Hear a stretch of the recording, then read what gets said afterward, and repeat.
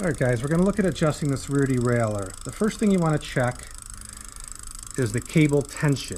And you can see the cable tension here, it's got quite a bit of give to it, a lot of slack. So that's going to affect the way it shifts. Because when you shift the front shifter here, it's not going to give it enough pull to make it to the next gear. So that's the first step, is really to check that. And you check it with the chain in the smallest gear, okay?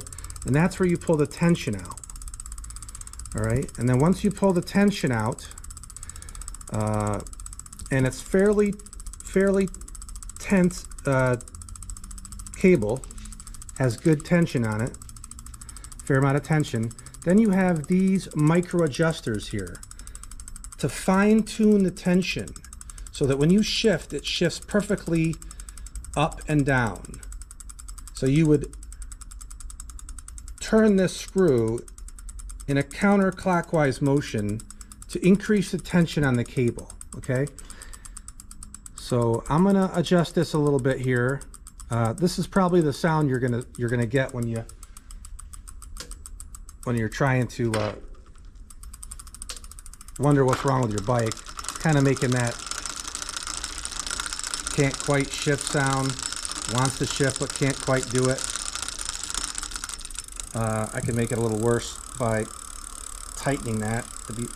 See there? So there's your between gears sound. So we want to get rid of that. So when it shifts, it goes right in.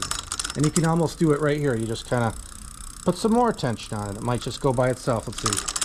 No, not quite. Not quite. Yeah, it just about did, but you don't do that. But I'm just showing you here. So let's put that back. And in a second here, we'll adjust the gears and see how it's running.